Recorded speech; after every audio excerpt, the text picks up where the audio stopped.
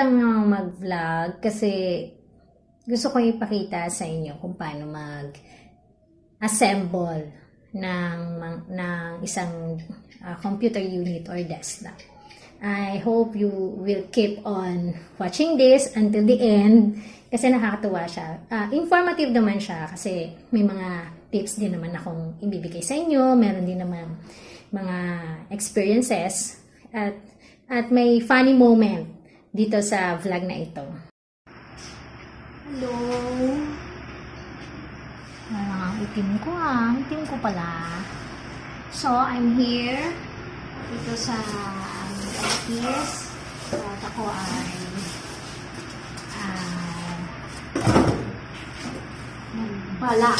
mag-assemble ng isang computer desktop. So, ang meron ako is the casing. So, ito yung casing. Okay, so pumunta ako ng Gilmore para bumili nito kasi meron ako napulot na processor, hard disk, at saka memory na DDR4. So, ang binili ko na lang is the casing. So, this is worth 1,149. Medyo malaki naman siya. Okay na siya. Tapos, meron naman siyang ganito. May butas-butas na rin siya. For proper ventilation. So, I will just open it. Okay. So, ito yung napulot kong hard disk. Nalit lang ito. Hindi naman siya 1 tera. 500 GB. Pero at least libre. Okay, tapos bumili ako ng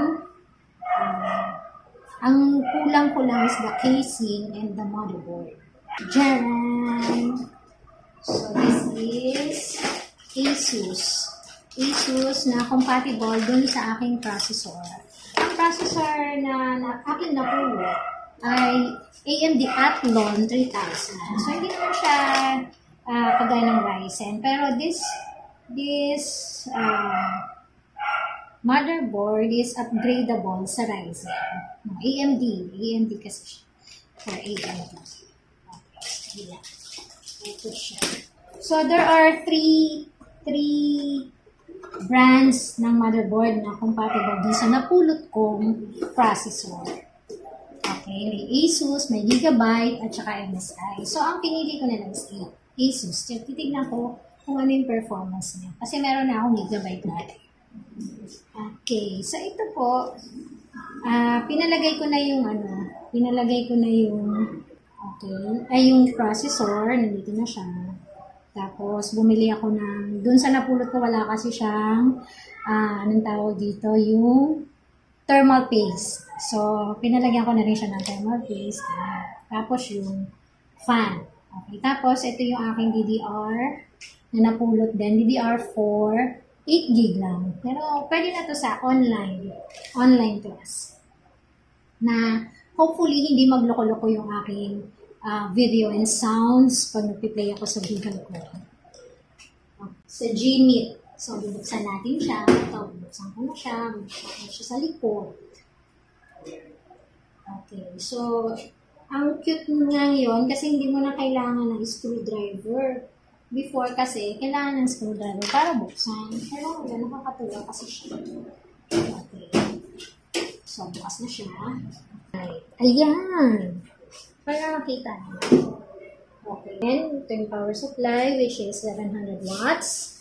Okay. So, bagong-bago. Walang alikabok. Okay. So, ito yung mga wires na kailangan. For SATs, for hard disk, for motherboard, and the rest. So, matagal-tagal na rin akong hindi nakapag-assemble, no? Kasi, ito yung aking ginagawa, no? Ako kay dalaga. So, ngayon ulit, mag-experiment ulit ako. So, hindi ko na alam, pero kung natatandaan ko pa siya. Okay? So, at the same time, habang ako ay nag-assemble, so, nag-ano din ako, nag-download din ako ng Windows 10 na download tool. Ayan. So, para sabay na. Okay? Hindi sayang sa oras. Minsan kasi, pagka nag-assemble ka, tapos nag-install ka ng Windows, ang tagal. Okay? So, ang aking gagawin is bubuin ko lang muna to, ha? And then, pupunta ako dun sa isang table para mabuo siya. Yan, lumipat ako dito sa kabilang table para mas malaki-laki yung space. Okay, so ito na siya, pahiga. So, ilalagay ko na yung motherboard dito sa empty casing. Okay? So, ito, importante rin to. Yung parang pinaka-plate niya dito sa so, wala ilagay siya.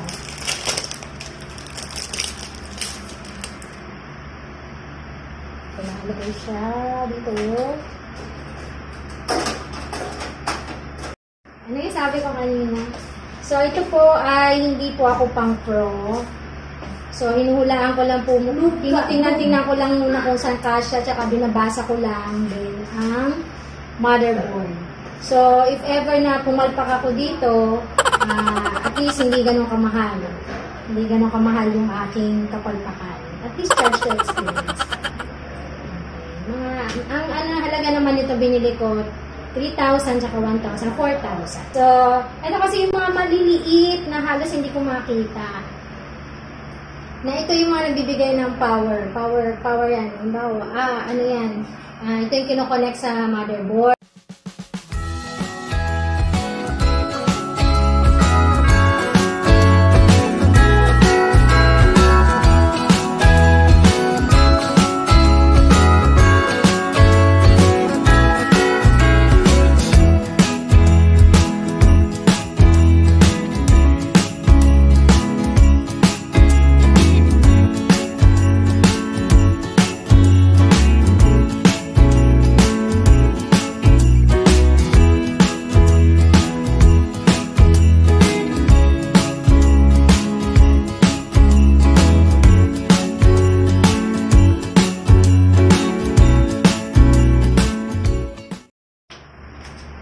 Okay, so tapos na. Nalagay na namin ang motherboard with their respective cable, power supply. Ayan. So, meron dito yung mga reset. Yan ang power button. Tapos, ito ay mga power. Ito naman ay power sa hard disk. Okay. Tapos, ito naman ay power para sa motherboard. At ito kasi yung power supply, 700 watts. Okay? Ngayon naman ay syempre ito yung sa likod. Ayan yung mga sinasaksakan. Okay. Sinasaksakan ng kutsilyo. Sinasaksakan ng kutsilyo. Pag ilis na ilis ka na. Okay. Tapos ito naman ay yung hard disk. Ito naman ang susunod na namin ilalagay. So ito yung lalagyanan niya. Nandito sa baba. Okay na rin na nandito sa baba para ano siya. Medyo safe. Okay, kasi ang hard disk kasi dapat yan ang iniingatan. Iniingatan. Parang puso yan. Bawal ano yan. Malaglag. Bawal ma-fall. Masakit. Bawal ma-fall kasi mai-erase ang kanyang memory. Okay, mai-erase siya. Sayang ang mga files na nakakabit doon. Na nakalagay doon. Okay, so okay, maiinit. Malalaki nga ano. Again, kami po ay mga noob. Hindi po kami mga pro. Okay, so nakabit na natin yung processor, motherboard, memory, and the power, and the hard disk. So, kumpleto na yata. Wala na tayong ibang ikakabit. Ano na lang, mga input and output devices na lang, like the keyboard, the mouse, and the monitor. Ay, tapos na! Sana gumana. Sana gumana. Okay, so naglalagay na po kami ng power cord para sa monitor.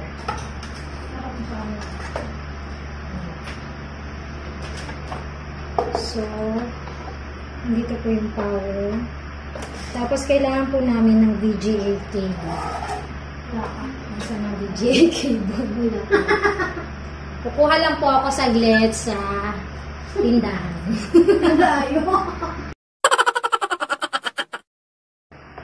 Ayan, dito na ako. Nakakuha na ako ng VGA cable.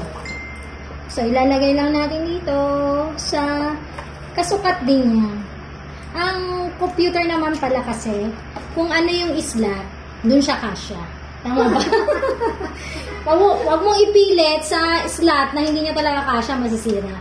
So, ang pagkakabitan talaga ay sakto lang. Okay, ayan, kabit na. So, yung keyboard.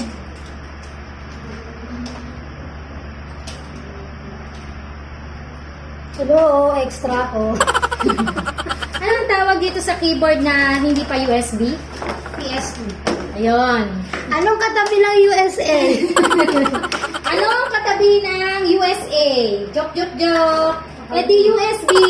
Yeah, ito po ang keyboard na lumang model pa. Pero buti na lang, hindi pa finish out ni motherboard yung ganitong klaseng keyboard.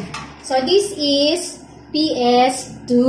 Yung iba pong mga motherboard, tinatanggal na ang PS2. Oh, buti kasi na lang. USB na yung Ito yung technology, generation natin ngayon. So itong nabili kong motherboard, meron pa rin siya. So magagamit pa rin natin. Okay. Okay. Siya. Tignan natin kung gagana. So, ito pala yung mouse. O, mouse na lang. Pakita din. So, last na yan. Last na po yan. Tapos, isasaksak. Okay. LAN cable pa po. Meron pang LAN cable. Ayan, kukunin muna natin sa aking laptop. So, natuturo naman namin kung paano mag-crimp ng LAN cable. Oo, yan. Yung With the paggawa ng RJ45. LAN cable. Yan, tuturo din namin yan. Okay. Ayan, ready na. Okay, gusto nyo pa bang masaksihan yung pagsabog? So, i-off muna namin yung camera, baka sumabog.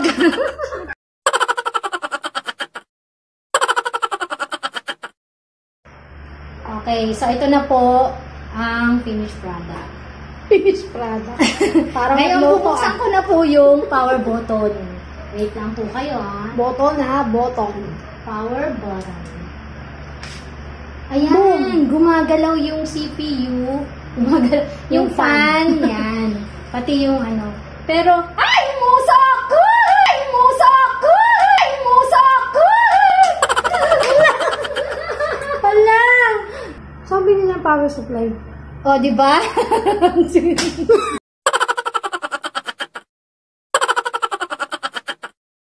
Ayan. Okay na. So, nagkaroon lang pala ng problema dun sa power supply. Siguro nagdikit. Baka may naka-open na ano. So, ang ginawa na lang namin is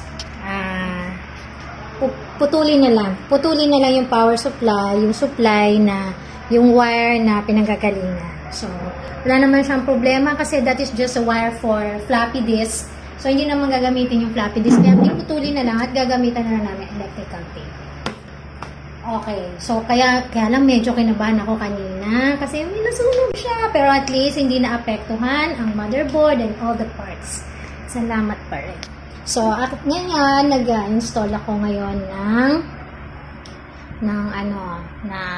Windows 10.